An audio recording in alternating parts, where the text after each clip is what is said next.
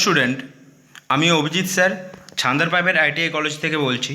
তো আজকে তোমরা নিশ্চয়ই থাম্বনেলটা দেখেই বুঝতে পারছো আজকের যেটা টপিক সেটা কি না, আপনি আইটিআই কেন পড়বেন বা আইটিআই পড়ার পর আপনার কিভাবে আপনি জব পাবেন বা কী আইটিআই পড়ার পর আপনি কী বেনিফিট পেতে পারেন, সেই টাইপের কিছু আমি আজ ব্যাপার নিয়ে আপনাদের সাথে আলোচনা করব।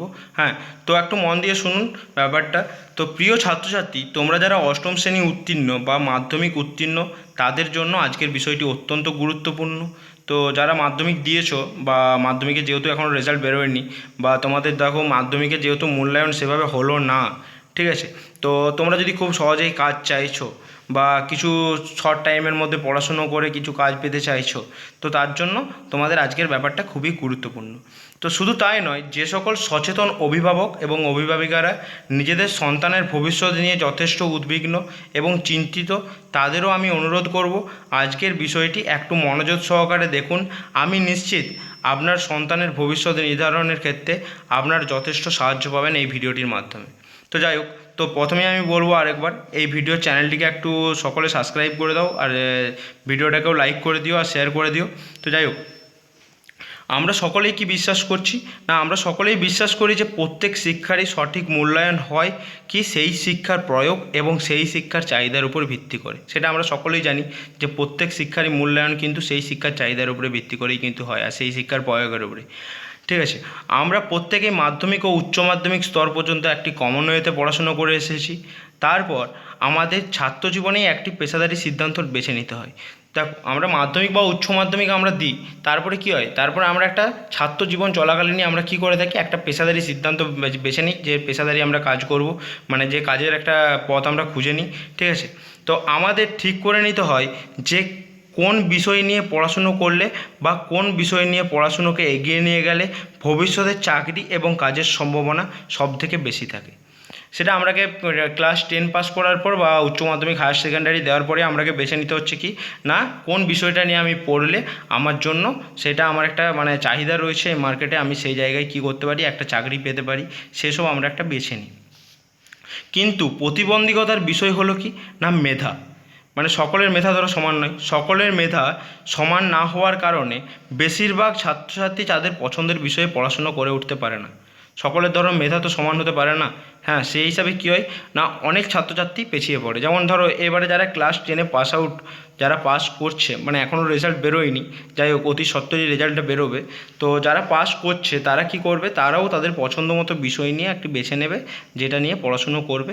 আর তাদের ধরো সকলের মেধা তো সমান নয়, পিছিয়ে পড়া অনেক স্টুডেন্ট রয়েছে যাদের হয়তো শিক্ষাটা সেরকমভাবে নেই। ঠিক আছে, তারাও একটু চেষ্টা করলে নিশ্চয়ই পারবে। তো সেক্ষেত্রে বেশিরভাগ ছাত্রছাত্রী বা কিছু সংখ্যক ছাত্রছাত্রী পড়াশুনোর মধ্যে একটা অনীহা চলে আসছে, যখন কি না তারা আগ্রহ হারিয়ে ফেলছে, যখন তারা তাদের পছন্দ মতো বিষয় পাচ্ছে না। যেহেতু মেধা তাদের মধ্যে হয়তো সেরকম তুলনায় নেই, তারা পছন্দ মতো বিষয় পেয়ে উঠছে না, সেই কারণে তাদের কি হচ্ছে না, একটা তাদের মধ্যে পড়াশুনোর প্রতি অনীহা বা একটা কি হচ্ছে না, আগ্রহ হারিয়ে ফেলছে। ঠিক আছে, বলা যেতে পারে কি না, তাদের ভবিষ্যৎটাই নষ্ট হয়ে যেতে পারে।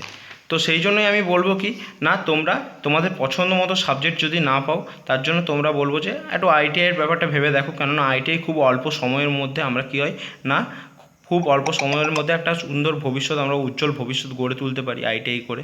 তার এক্সাম্পল আমরা বলবো একটু পরে। তো অপেক্ষাকৃতভাবে কী হতে পারে না, তুলনায় কম মেধা ছাত্রছাত্রী বা পিছিয়ে পড়া ছাত্রছাত্রীরা যদি ছেলেমেয়েরা একটু আগ্রহ দেখায় তাদের পড়াশুনোর প্রতি, ঠিক আছে, তারা তা খুব সহজেই এই আইটিআই করলে কী হতে পারে না, তাদের উজ্জ্বল ভবিষ্যৎ তৈরি করতে পারে। ওকে, আইটিআই অর্থাৎ কারিগরি শিক্ষার মাধ্যমে, যেটা খুবই স্বল্প টাইমের মধ্যে, কমসে কম তোমার 2 বছর বা আমার 1 বছরের কোর্স হয়ে থাকে। ওকে, তো জাস্ট এক্সাম্পল দেখো, যদি এক্সাম্পলে আমরা দেখতে যাই যে আমাদের যে ইন্ডিয়ান রেলওয়েতে আমাদের লোকো পাইলট হিসাবে কিন্তু একটা আইটিআই স্টুডেন্টকে, আইটিআই স্টুডেন্ট যার যোগ্যতা রয়েছে, পাস আউট করেছে আইটিআই স্টুডেন্ট, সেটা 1 ইয়ারই হোক বা 2 ইয়ারই হোক, তাকে অ্যাসিস্ট্যান্ট লোকো পাইলট হিসেবে জয়েন করানো হয়, যেটা আমার বিটেক বা বিই লেভেলের সমতুল্য হয়ে থাকে বা ডিপ্লোমা লেভেলের সমতুল্য হয়ে থাকে। এটা তোমরা প্রত্যেকেই জানো। তাছাড়াও আমাদের আরেকটা এক্সাম্পল আমি বলছি, ইন্ডিয়ান রেলওয়ের ক্ষেত্রেই বলছি। ইন্ডিয়ান রেলওয়েতে সবথেকে উচ্চতর পদ হলো কি না, সেকশন ইঞ্জিনিয়ার। যেটার জন্য ন্যূনতম যোগ্যতা কত লাগে না বিটেক বা বিই। ওকে, যদি কারো বিটেক বা বিই থাকে তাহলে সে কি করতে পারে না সিলেকশন ইঞ্জিনিয়ার হিসেবে বা সেকশন ইঞ্জিনিয়ার হিসেবে যারা জয়েন করে, তার অধীনে আরও 3জন ইঞ্জিনিয়ার থাকে, যেটা কি না জুনিয়র ইঞ্জিনিয়ার 3জন হয়ে থাকে, যেগুলাকে আমরা কি বলে থাকি না জেই হিসাবে বলে থাকি, যার জন্য ন্যূনতম যোগ্যতা লাগে কি না ডিপ্লোমা ইঞ্জিনিয়ার। আর তোমরা জানলে অবাক হবে এরপরে যে জুনিয়র ইঞ্জিনিয়ার থাকে না তাদের অধীনে কি হয় না 3জন করে টেকনিশিয়ান থাকে। তাহলে আমার জুনিয়র ইঞ্জিনিয়ার কজন নিয়োগ করছে একটা সেকশন ইঞ্জিনিয়ারের আন্ডারে, আমার 3জন জুনিয়র ইঞ্জিনিয়ার মানে জয়েন করাচ্ছে, তার আন্ডারে আবার 3জনের আন্ডারে টোটাল 9জন আমার মানে টেকনিশিয়ান থাকে, যারা কি না একজন আইটিআই পাস করা স্টুডেন্ট সেই টেকনিশিয়ানের জন্য অ্যাপ্লাই করতে পারে বা খুব কম সময় পড়াশুনো করেই সেই টেকনিশিয়ানটায় সে মানে কী করতে পারে কাজটা অর্জন করতে পারে। একটু পরিশ্রম করলেই তোমরা এই কাজটা করতে পারবে। খুব একটা জটিল খুব একটা বিষয় নেই আইটিআইয়ের মধ্যে, যতটুকু রয়েছে খুবই তোমাদের মতো মানে সজাই রয়েছে, তোমরা যেটা মানে খুব সহজেই পড়ে নিয়ে বেরিয়ে যেতে পারবে বা সেই সব কাজের জন্য অ্যাপ্লাই করে তোমরা খুব সহজেই সেই সব চাকরিগুলো খুব অল্প সময়ের মধ্যে পেতে পারো। নেক্সট আর কি রয়েছে না আইটিআই পাস করে কী কী তোমরা সুযোগ সুবিধা পেতে পারো। তাছাড়াও আইটিআই আমাদের দুটো গ্রুপ হয়ে থাকে, যেটা কি ই গ্রুপ অ্যান্ড এম গ্রুপ। তো ই গ্রুপ যেটা হয় সেটা কি না ইঞ্জিনিয়ারিং গ্রুপ যেটাকে বলা হচ্ছে, যেটা কি না 8 পাস তুমি যদি হয়ে থাকো সেই ই গ্রুপের তুমি জন্য যোগ্যতা মানে অর্জন করবে এই গ্রুপে পড়ার জন্য, ঠিক আছে আইটিআই।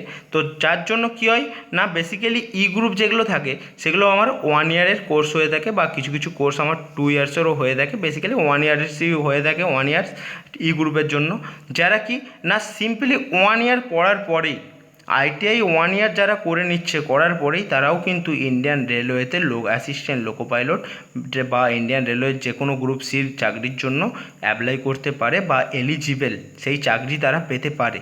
ওকে, আর তারপরে আসছে আমরা কি ক্লাস 10 পাস করে যদি কেউ আইটিআই করতে চাও বা তার হায়ার সেকেন্ডারি মানে তোমরা যারা উচ্চতর যারা মানে হায়ার এডুকেশনের পরেও তোমরা যদি আইটিআই করতে চাও তাহলে তোমাদের জন্য কি রয়েছে না এম গ্রুপ, যেটা কি না যেটা তোমার 2 ইয়ার্সের কোর্স হয়।